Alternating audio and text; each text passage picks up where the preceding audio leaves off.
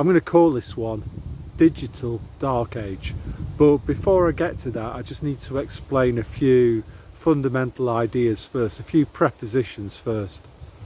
So let's start off with that infamous phrase, you will own nothing and you will be happy. So what does that mean? Well, if you don't own anything, then that means that you're renting everything. You don't own anything, so if you want to use something you have to rent it or lease it. So another way of describing this would be it's like a pay to live model. So what this looks like in practice is that whenever you want to use something, you have to pay a fee to the person that actually owns the thing that you want to use. So this you'll own nothing and be happy, it's still ownership, it's just that you are not the person who is owning. The other people are.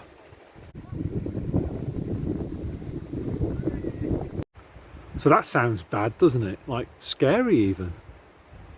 But you know what I think it's quite amusing actually, just the number of kind of YouTubers that go in for like non-stop fear porn. You know, they do the funny fear face for the thumbnail and all of that. And what they're missing is that there's already some pretty bad stuff that's happened to us. And furthermore, we haven't just allowed it to happen. In many cases, we've actually created it ourselves through our own actions and choices. Right, so some examples then of how we've made you will own nothing and you will be happy. How we've actually already made that come true. So the first one would be cars. In the olden days, people used to own their cars outright. Today, a high proportion of Brits have chosen to lease their car, to pay as you go, to be a peasant and not own, and instead to lease. And all it takes is a few YouTube influencers or Jeremy Clarkson or whatever, or the Daily Mail, to explain to the plebs that it's so much cheaper to lease a car, it's so much better to lease a car, when in fact the opposite is the case, and people have participated in their own demise. On the other hand though, there are some things that have been imposed on us. So I remember when I used to live in England, what used to drive me mad as a pay-as-you-live scam was car parking. In England, wherever you want to park, there's always a fee attached to it. So I'm glad here in Finland it's not like that. It's most times you don't have to pay anything for parking, which is good. So I think you can moan about that. You've got legitimate grounds to moan about it because you haven't chosen it. It's been imposed on you. Another example of a pay to live, you'll own nothing and be happy situation that the peasants have chosen is with music. So as you know, like I'm 60, so for me, I grew up owning music. First vinyl, then CD. You pay a one-off fee and then you can then play that music that you own as many times as you want without having to make a pay-as-you-go payment. Now what's happened, and I'm not kind of fully sure about how they managed to achieve this, but they've brainwashed millions of people, some of them maybe, I don't know, 10 years younger than me, that when Spotify and download started, to sell all their vinyl and their CD collection, and then basically rent the music back from Spotify. Now, so, you know, that's a situation of people choosing to be a peasant. And then the other thing as well, if we're moving towards this digital dark age stuff, the thing with Spotify, that obviously the sound quality isn't as good because it costs Spotify, is it Google? It costs Google less money to stream low resolution music. So they compress the quality of the music. So it's if you listen to CDs, the same piece of music will sound an awful lot better than on Spotify because the CD hasn't been compressed. The second thing as well that's about Spotify that's kind of very, very interesting is that of course, you know, Google know what music you're listening to, when you've been listening to it, and then they can kind of corral you into listening to other types of music that they think that you should be listening to via suggestions. So the thing about these pay-as-you-go models in the digital world is that you also lose complete privacy too. If you put, on the other hand, if you put a record or a CD on at home, they haven't got a clue about what your musical tastes are and what you're doing, what you're listening to, which is how it should be. If they want to know that information, they should basically give me a choice, shouldn't they, and pay me if they want my information, rather than just stealing it, taking it from me without my permission. Yeah, the other thing as well is with Spotify is they often, you know, if you're interested in sort of older music from the 70s, 80s, what they'll end up doing is on the Spotify only having the remastered versions of particular classic albums.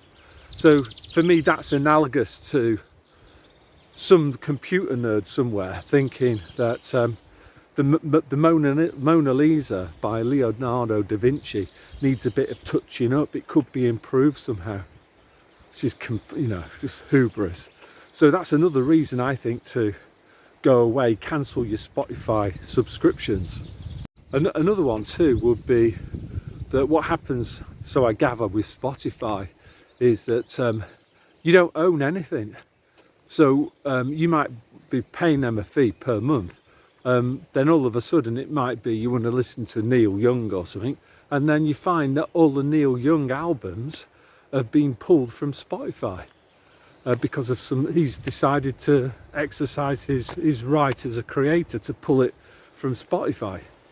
On the other hand, if you own the CD or the record outright, that's it. You've got a guarantee of being able to listen to that music forever. So you know, these freaks, what Mike Yeadon calls the useless eliters, they're obsessed with control freakery. They want to know what we're listening to. They want to get us to listening to music that they want.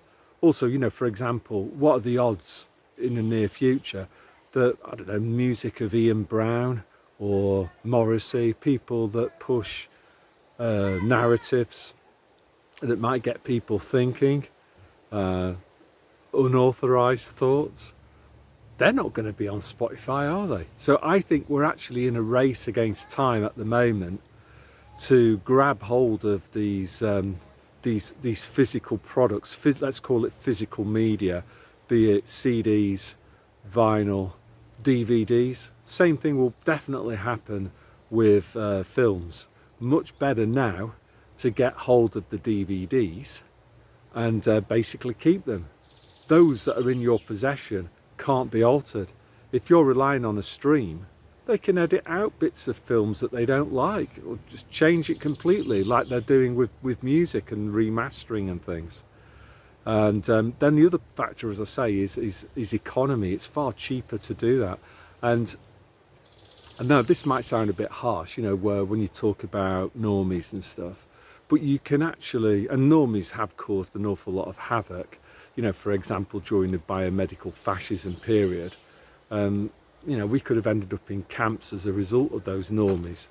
So we can actually, this is an example of a situation where we can actually profit as a result of normies, you know, committing, I was going to say Carrie then, but better not say that too fast. Because they got rid of all of their CDs, their vinyl, their DVDs. All of these things at the moment are available for very, very few pennies indeed at charity shops, or what they call thrift shops in America. And that's what I think we should be doing. Same would also apply for things like DVD players, CD players. What we need to do, I think, if you're ahead of the game here, is to start buying up that hardware too. and buying spares. So when the digital dark age comes and stuff gets deleted, or maybe they switch the internet off for a while, then we're not affected by that. We can carry on listening to and watching what we want to watch, evading their censorship during the digital dark age. The same obviously goes for books as well. I did a video about that a while back, but obviously if you're relying on digital Kindle or whatever, there's something in a name there, isn't there? Think about the name Kindle. Reminds you of book burning, digital book burning? Probably, doesn't it? There's no accident there with the choice of name. So in the future, books that they don't like can be digitally burnt. In practice, that means removed from your Kindle. I was hearing like today from somebody that even if you bought music direct from Apple to put on an iPod or whatever, they can remotely remove that music, so you don't own it. So what I think we need to do is to circumnavigate this "you will own nothing and you will be happy," and buy physical media ourselves. Buy books, buy DVDs, videos even, buy CDs, buy records, keep them, look after them. Also buy the hardware needed to utilize those physical media, CD players, DVD players, etc. And yeah, that's all I want to say today, so God bless. I'm just back at home now, so I just thought I'd clarify one thing. They want us engaged in their energy harvesting exercises, this constant fear porn through news. That's why I'm a big fan of disengaging from that, and music is a good way of doing that. I know there's people like Mark Devlin that say all of music is satanic or whatever, but I don't believe it is. This will sound a bit funny, but if you think about good old Julio Iglesias, Begin the Begin or something, how can that's not satanic? ABBA's not satanic. So listen to what you want, but own the music, disengage from their system, read what you want, disengage from their cycle of 24-hour news. I think that's important.